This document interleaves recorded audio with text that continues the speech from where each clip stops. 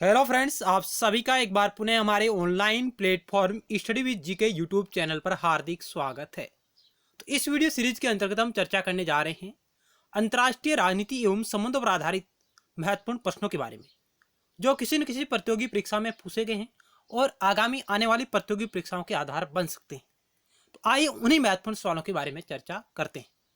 यदि आप पहली बार हमारे YouTube channel study with GK को देख रहे हैं और आपने अभी तक इसे सब्सक्राइब नहीं किया तो आप इसे जरूर सब्सक्राइब करें और पास में बेल के आइकन यानी घंटे को भी जरूर दबाएं, ताकि नेक्स्ट टाइम वीडियो सीरीज का नोटिफिकेशन आपके पास तुरंत पहुंच जाए। यदि आपको हमारा प्रयास अच्छा लग रहा तो आप इसे लाइक करें और शेयर करिएगा और कमेंट बॉक्स के माध्यम से हमें अवगत करवाएगा। आप हमारे YouTube channel study with GK की प्लेलिस्ट पर विजिट कर सकते हैं, जहां आपको राजनीति विज्ञान विषय से संबंधित और महत्वपूर्ण वीडियो सीरीज मिल जाएगी। तो आइए शुरुआत करते हैं। पहला सवाल आपकी स्क्रीन पर रहा ये।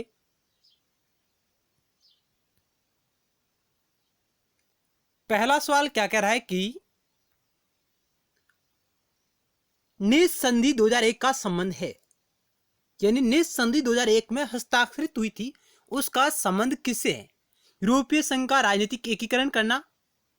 ऑप्शन बे कह रहा है कि व्यापार पर एक नया शीर्षक रोजगार के महत्व को प्रदान करना।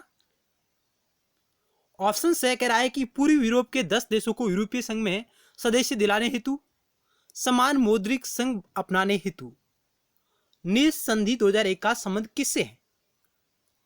चार ऑप्शन आपके समक्ष रहे। यूरोपीय संघ का राजनीतिक एकीकरण करने से संबंधित है, व्यापार पर एक नया शीर्षक रोजगार के महत्व को प्रदान करना, पूर्वी यूरोप के 10 देशों को यूरोपीय संघ में सदस्य दिलाने हेतु समान मौद्रिक संघ अपनाना।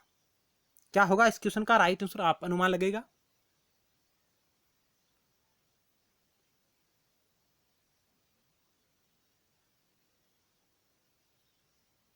तो इस क्वेश्चन का ऑप्शन से राइट होगा।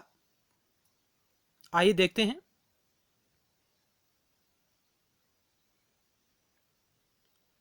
यानी निस संधि 2001 का संबंध पूरी यूरोप के 10 देशों को यूरोपीय संघ में सदस्य दिलाने हेतु इसे हस्ताक्षरित किया गया था। नेक्स्ट 2 नंबर सवाल आपकी स्क्रीन पर रहा।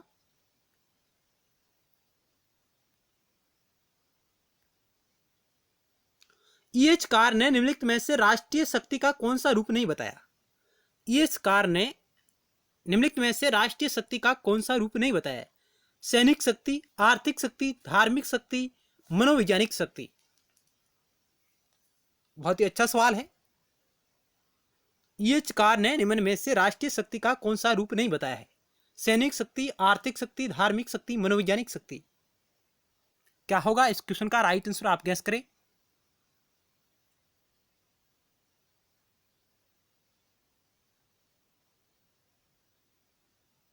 आइए देखते हैं इस क्वेश्चन का क्या होगा राइट आंसर।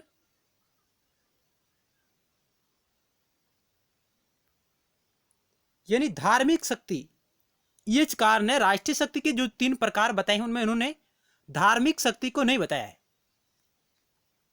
जबकि इन्होंने सैनिक शक्ति को बताया है, आर्थिक शक्ति बताई और मनोवैज्ञानिक शक्ति बताई है। यानी राष्ट्रीय शक्ति के 3 रूप उन्होंने बताए हैं, सैनिक शक्ति, आर्थिक शक्ति और मनोवैज्ञानिक शक्ति, जबकि उन्होंने धार्मिक शक्ति को नहीं शामिल किया है। ऑप्शन सी इस क्वेश्चन का राइट आंसर है। नेक्स्ट सवाल। अमेरिका ने ऑपरेशन डेजर्ट स्टॉर्म कब चलाया? यानी अमेरिका ने अपना ऑपरेशन डेजर्ट स्टॉर्म कब चलाया? प्रथम खाड़ी युद्ध में, द्वितीय खाड़ी युद्ध में, वियतनाम संकट में, अफगानिस्तान के विरुद्ध। क्या होगा 3 नंबर क्वेश्चन का राइट आंसर? चार ऑप्शन आपके समक्ष रहे।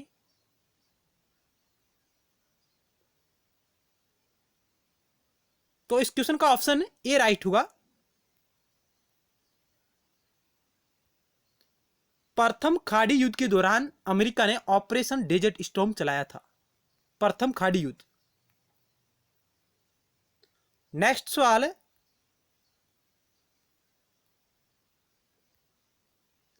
तापी गैस पाइपलाइन परियोजना में शामिल नहीं है। तापी गैस पाइपलाइन परियोजना में शामिल नहीं। Turkmenistan, Afghanistan, Iran, Bharat.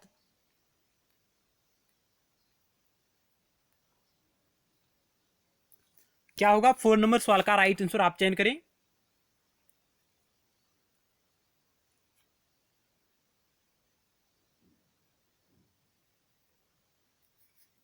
इस क्वेश्चन का ऑप्शन सी राइट होगा, ईरान है जो इसमें शामिल नहीं है। तापी गैस पाइपलाइन परियोजना 4 राष्ट्रों की है, 4 देशों की है, जिसमें ईरान शामिल नहीं है। इसमें कौन कौन शामिल है? तुर्कमेनिस्तान, अफगानिस्तान, पाकिस्तान और भारत। TAPI, टी से तुर्कमेनिस्तान, ए से अफगानिस्तान, पी से पाकिस्तान, आई से भारत। ये 4 राष्ट्र है जो इस तापी गैस पाइपलाइन परियोजना के साझेदारी है इन 4 देशों की, इन देशों से होकर गुजर रही है।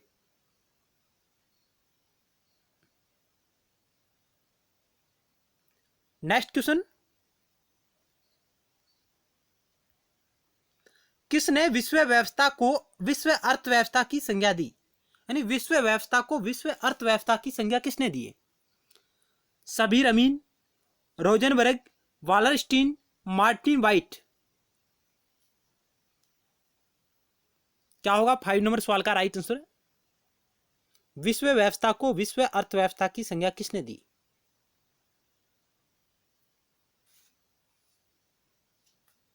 आइए इसका क्या राइट आंसर है देखते हैं। ऑप्शन से राइट होगा,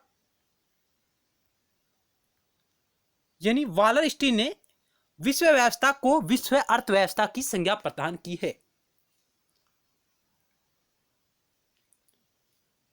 नेक्स्ट 6 नंबर सवाल आपकी स्क्रीन पर रहा।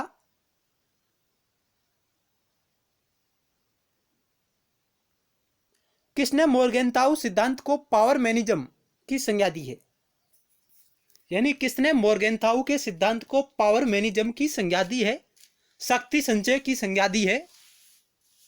Kenneth Waltz, Robert Tucker, Harold Sprout, Stanley Hoffmann. 4 option आपके समक्ष रहे। हंस जे मोर्गेनताउ,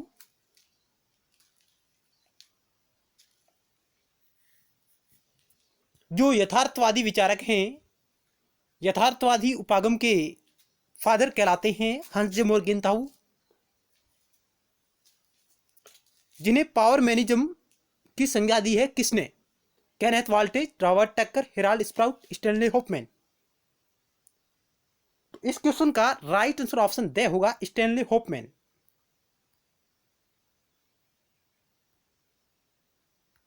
यानी स्टैनले हॉफमैन ने मोर्गेनताउ के सिद्धांत को पावर मैनिज्म, शक्ति संचय की संज्ञा दी है।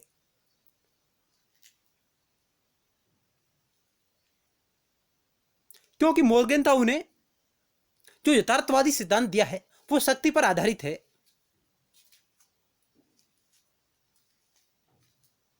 नेक्स्ट सवाल है,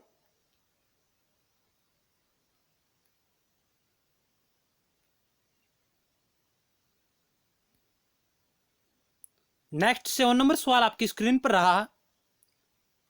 किस सिद्धांत की कमियों को दूर करने के लिए सौदेबाजी सिद्धांत अस्तित्व में आया? यानी किस सिद्धांत की कमियों को दूर करने के लिए सौदेबाजी सिद्धांत अस्तित्व में आया था? शक्ति संतुलन सिद्धांत, खेल सिद्धांत, निर्णय परक सिद्धांत, यथार्थवादी सिद्धांत।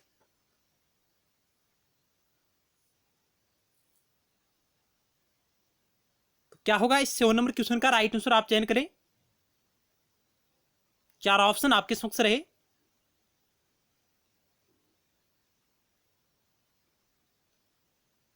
इस क्वेश्चन का ऑप्शन बे राइट होगा, खेल सिद्धांत की कमियों को दूर करने के लिए सौदेबाजी सिद्धांत अस्तित्व में आया था।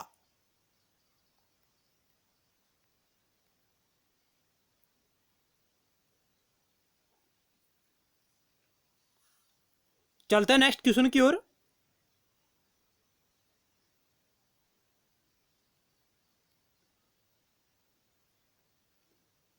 सौदेबाजी सिद्धांत के प्रतिपादक माने जाते हैं Newman, Morton Kaplan, Thomas Schelling, Richard quant.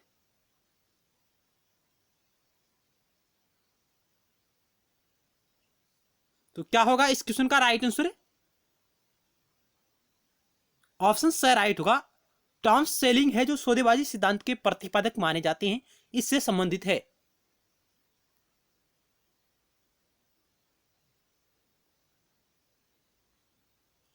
Next सवाल 9 नंबर आपकी स्क्रीन पर रहा। ग्वादर बंदरगाह का निर्माण कौन सा देश कर रहा है, यानी ग्वादर बंदरगाह का निर्माण कौन सा देश कर रहा है? श्रीलंका, चीन, Pakistan, Bharat.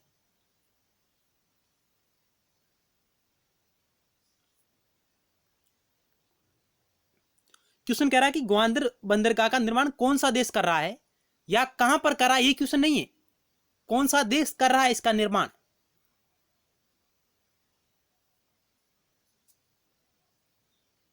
Option B right होगा, जो चाइना है, चीन है, जो ग्वादर बंदरगाह का निर्माण है जो पाकिस्तान में कर रहा है। कहां कर रहा है? पाकिस्तान में। चाइना ग्वादर बंदरगाह का निर्माण पाकिस्तान में कर रहा है। ऑप्शन बी इस क्वेश्चन का राइट आंसर होगा कि ग्वादर बंदरगाह का निर्माण कौन सा देश कर रहा है, तो चाइना कर रहा है। नेक्स्ट सवाल है,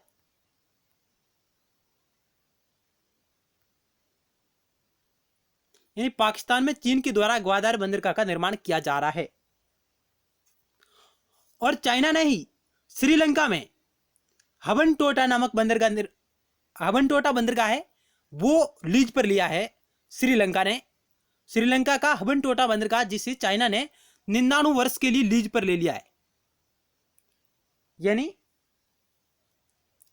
श्रीलंका का हबनटोटा बंदरगाह जिसे चाइना ने 99 वर्ष के लिए लीज पर लिया है। यह भी आप फैक्ट नोट करिएगा, श्रीलंका का हबनटोटा बंदरगाह चाइना द्वारा 99 वर्ष के लिए लीज पर लिया गया है। नेक्स्ट सवाल आपकी स्क्रीन पर रहा 10 नंबर।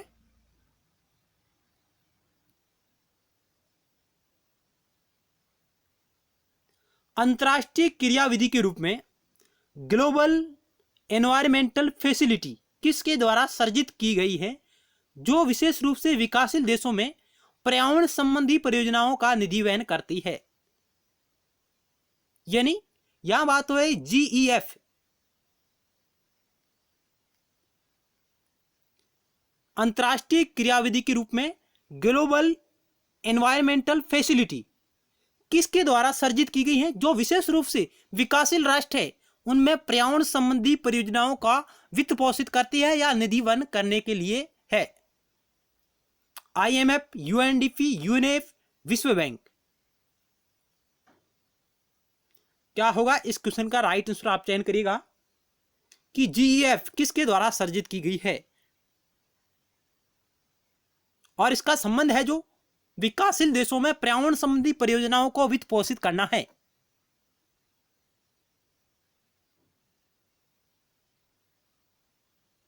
ऑप्शन डी राइट होगा, विश्व बैंक द्वारा यह वित्त पोषित है ग्लोबल एनवायरमेंटल फैसिलिटी,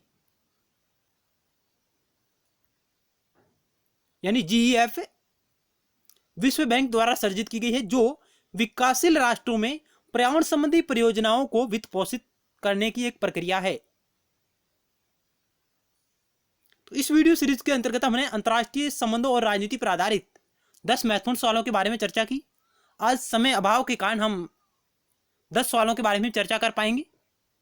मिलते हैं नेक्स्ट टाइम और महत्वपूर्ण सवालों के साथ। धन्यवाद।